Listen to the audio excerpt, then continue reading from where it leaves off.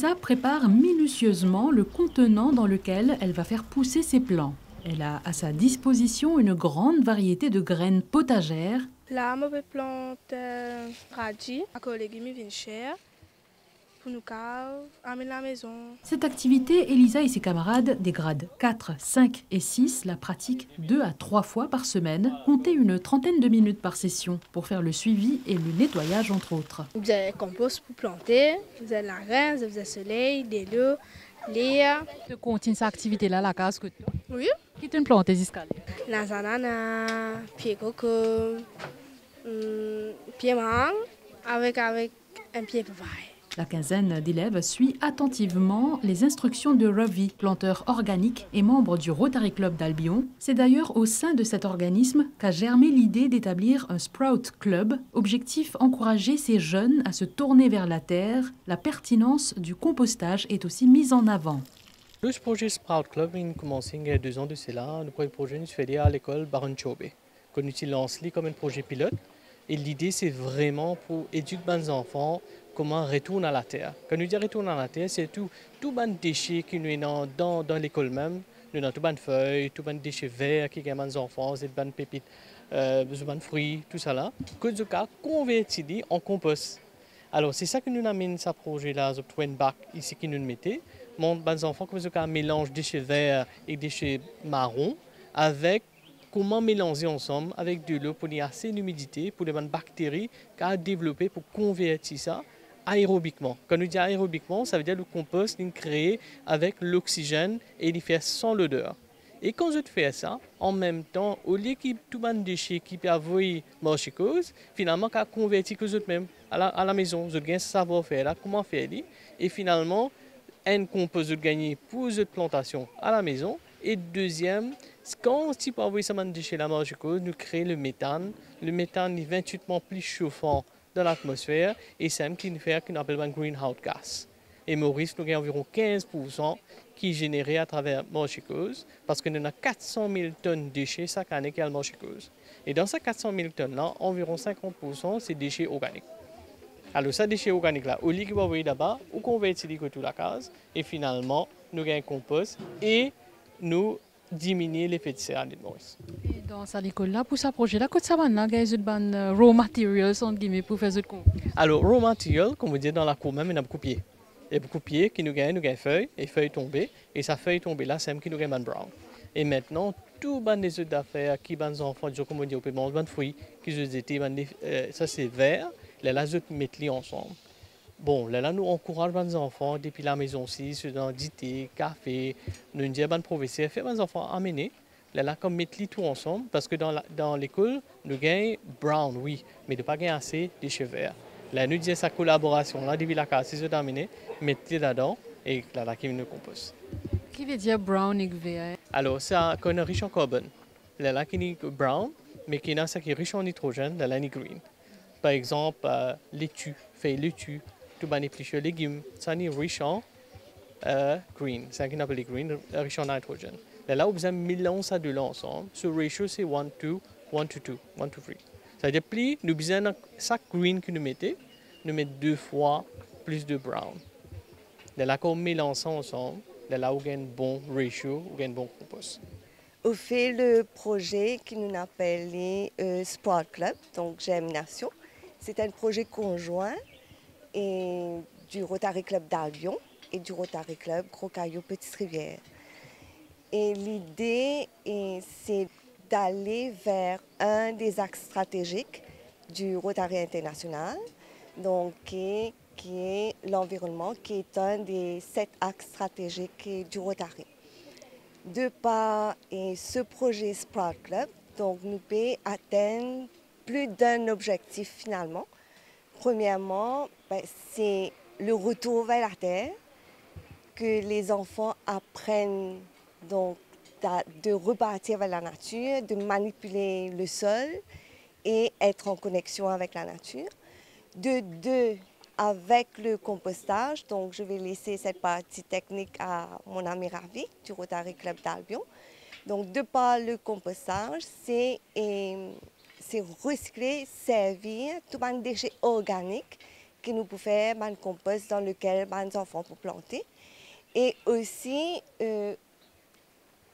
nous pouvons planter dans un conteneur en plastique.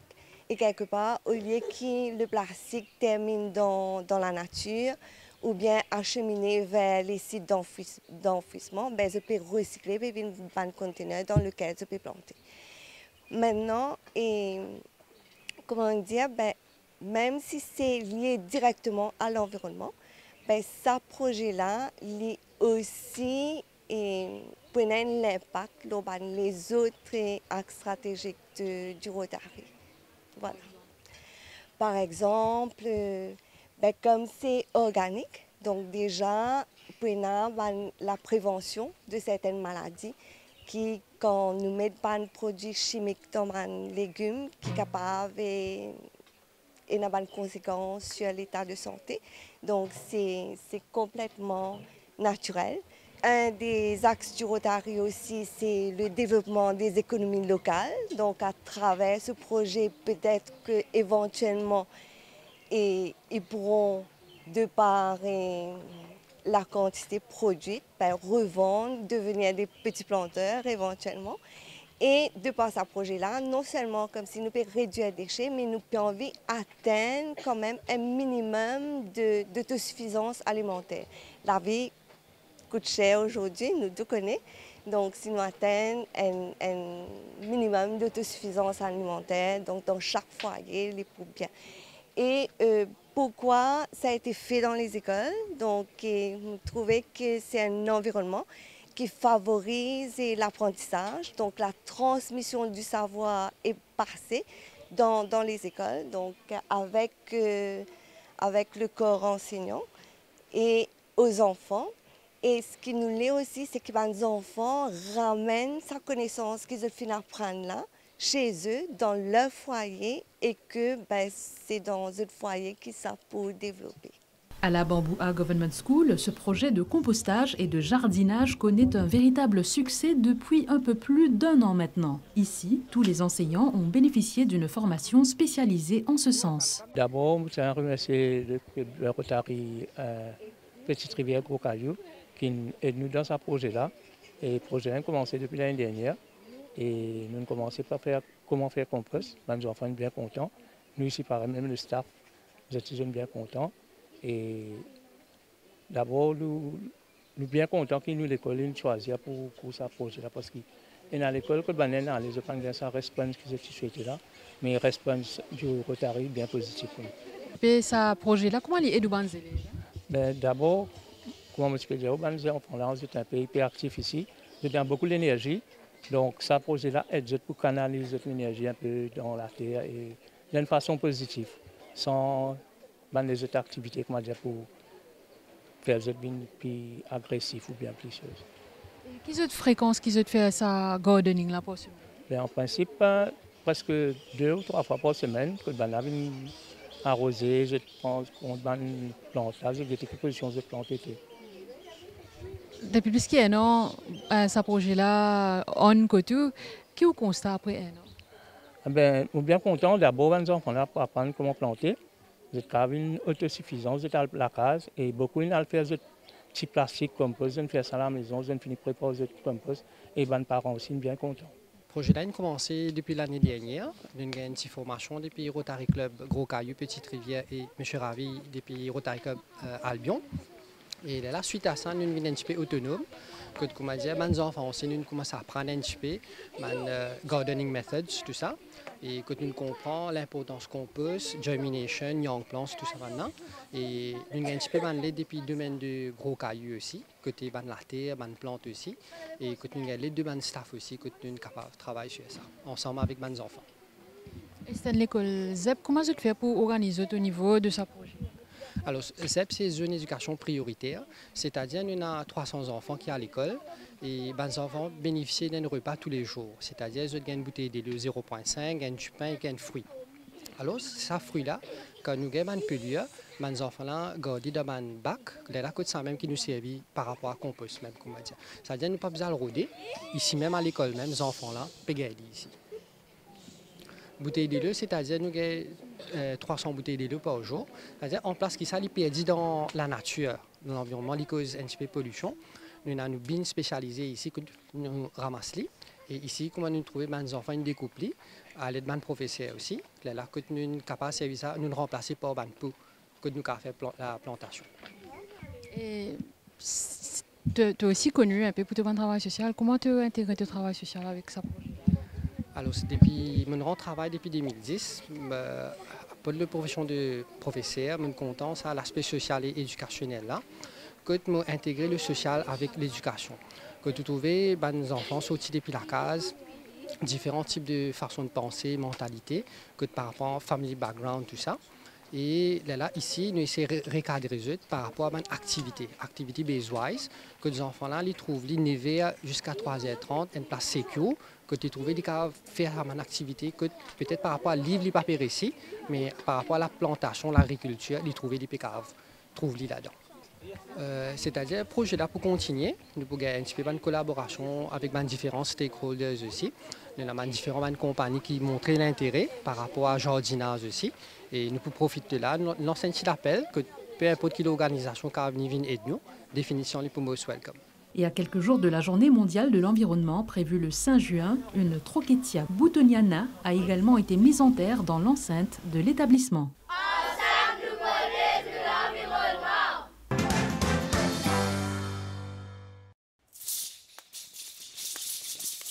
Le Kalari Payatu, considéré par de nombreux historiens comme la mère de tous les arts martiaux au monde, n'est pas seulement un art martial, c'est une voie de transformation. Chaque mouvement, chaque respiration éveille l'énergie intérieure et cultive la souplesse, la rapidité d'exécution et la concentration absolue. My name is Gurukul Dr. S. Mahesh. I am actually a 5th generation Kalari Gurukul and I am coming from a lineage of 130 years old. Our Kalari's name is Agasthyam Kalari. So basically Kalaripayat is the oldest structured martial art form in the world, ever in the world.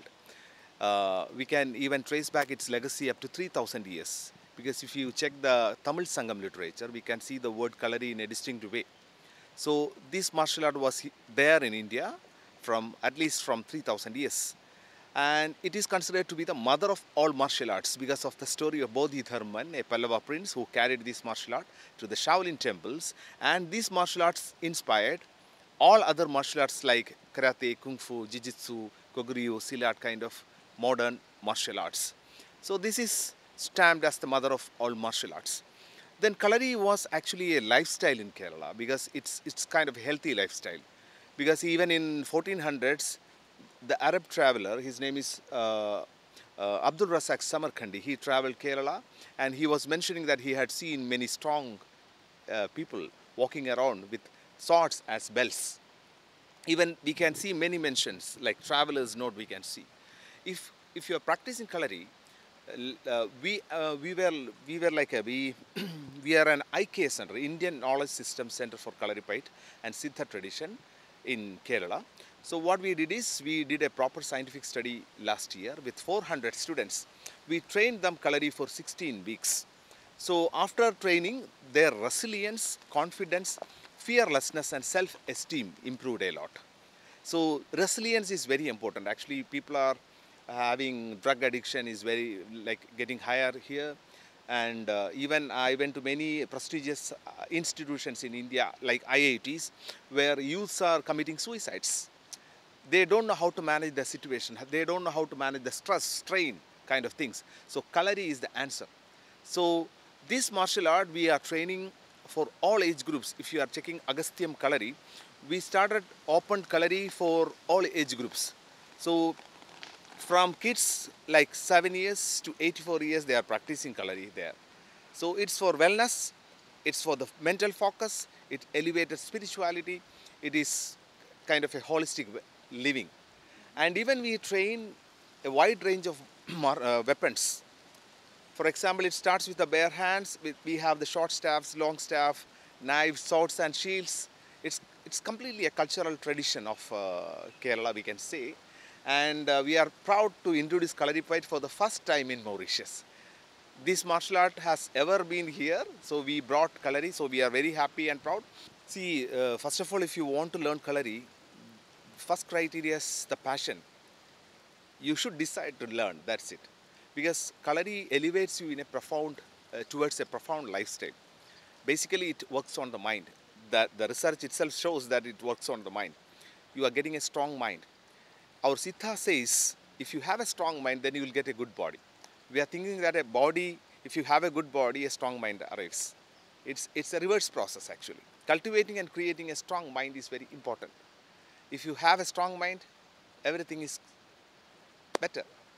And we can even think about the benefits. For example, if you practice Kalari, it's a cardiovascular exercise, it's a resistance training, there is the muscular training, it's a flexibility, obviously it's a flexibility training, it's a body balancing art. If you lose these 4 faculties, you are old. You understand? And Kalari is a holistic way of life. It strengthens the body, sharpens the mind, elevates your spirituality and balances your emotions. À Maurice, le Kalari Payat attire un public curieux et passionné. Nous avons rencontré le maître ou le Gurukul Mahesh d'Agasthyam Foundation et 3 élèves récemment initiés. Donc le Kalari Payat, comme peut-être vous allez voir sur Internet, c'est le mother of all martial arts. Donc j'ai eu l'opportunité d'aller au Kerala avec Dia et donc on a fait un stage à Agasthyam Foundation. Dans seulement 2 jours, le bienfait sur le niveau de fitness, la tranquillité d'esprit était vraiment immense. Donc de retour à Maurice, l'objectif c'est de partager cette expérience avec les Mauriciens. C'est ça l'idée du workshop. Donc comme le Kalari Payatu, le nom qui est quand même un peu spécial, beaucoup de personnes ne savent pas. Donc c'est d'avoir un avant-goût. Et on a organisé un workshop vendredi, samedi et dimanche dernier. Et il y avait 35 participants qui ont eu un avant-goût. Et le feedback était très positif. Et maintenant, à Agasthyam Foundation, ils ont des cours online que tout le monde peut continuer à apprendre. Et peut-être dans 6 mois, s'il y a des gens qui sont intéressés, les professeurs de Kerala vont revenir à Maurice pour faire d'autres workshops et de maintenir ce système ancestral, mais avec plein de bienfaits pour la santé mentale et physique. Je pratique l'aïkido, je suis ceinture en aïkido, je fais du trail, etc. Mais quand même, le stretching dans le Kalari, c'est quand même un autre niveau. Mais les instructeurs dans Agasthyam Foundation, et comme Gurukul a expliqué, c'est une école qui a 130 années d'expérience. Donc c'est un système déjà prouvé. Leur approche est très graduelle. Par exemple, pour toucher le sol, au départ, c'est très dur. Mais ils ont des systèmes qui incluent aussi la inspiration-expiration, qui permet d'améliorer la flexibilité, le système cardio-pulmonaire.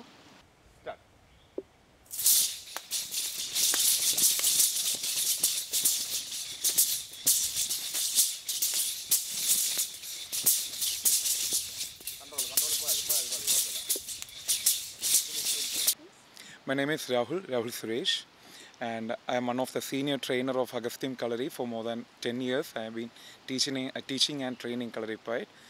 So it's a proud moment to bring Kalaripayat, an ancient martial art, to this island for the first time ever in Mauritius. And I feel the people here was so appealing, and they were so accepting this art form. Because from the beginning, when we start the marketing from there, it was so, we are getting so many inquiries from here. Because people, somehow they know this art form. And they are very, some people, they were said, they are very eagerly waiting for this art form to come here. And there are so many people were following Gurukul for a long time. And after training, yeah, people were so much happy. And even for after the first day itself, the feedback was very fabulous, we can say, because everyone feel like they were more energetic. The sleep quality was drastically improved, and even after they go for the walk and all, the focus, concentration, these are very improved. So ultimately, Kalaripayat is completely a wellness program. Because if you see in Agasthyam, as Gurukul's expertise, he designed many programs for all age groups. So our Kalari, we have, in our Kerala, we have students from 6 to 82 years. So any age group people can practice this art form. So not just to learn the self-defense, it's all about wellness, it's all about health, and it's all about mental clarity. So it's not just a martial art, it's a spiritual growth, it's a overall well-being, health, it's improving. We need is ultimately the presence of mind, the interest to learn. That's the ultimate thing. Once we start the practice and once we come into this art form, it's like a lifestyle. Once it was a completely lifestyle. So when it comes to a diet, it's nothing else. Any diet we can follow. So when we start practicing, slowly we'll come to a healthy diet and healthy lifestyle. We don't have to push them to focus this, focus that. Nothing. They will automatically come to a healthy life. Pour Dia, cet art est une énergie ancienne, incroyablement enrichissante, qui lui a permis la maîtrise de l'autodéfense. Moi, en tant que femme, aujourd'hui, à Maurice, je m'ai initiée à ça en Inde. Et comme on a là-bas, je trouve ça programme pour madame là. Donc, c'est un programme qui s'appelle Shakti, que ben traîne plus de 12 000 madames et filles en Inde pour qu'ils soient capables de développer leur self-esteem, self-empowerment et surtout pour qu'ils soient capables de défendre nous-mêmes dans la société aujourd'hui. Donc nous tous nous connaissons qui très souvent en tant que femmes, nous avons une situation que peut-être nous ne sentons pas assez fort pour défendre nous, mais grâce à ce programme-là, aujourd'hui nous avons les skills nécessaires et surtout nous avons une confiance en moi pour qui je défendre moi. Donc l'idée en fait d'emmener ça à Maurice, d'emmener le Gurukul à Maurice, c'est pour qu'ils nous capables d'empower encore plus madame, surtout les mauriciennes, pour qu'ils nous aussi, comme une société, nous capables d'être plus forts mentalement, physiquement, et que nous capables de prendre une meilleure décision si n'importe comment nous peut sentir nous en danger dans la vie. Entre tradition et modernité, le Kalaripayat poursuit son chemin. Plus qu'un art du combat, il est une école de vie. Un héritage précieux, transmis avec passion, ici même à Maurice.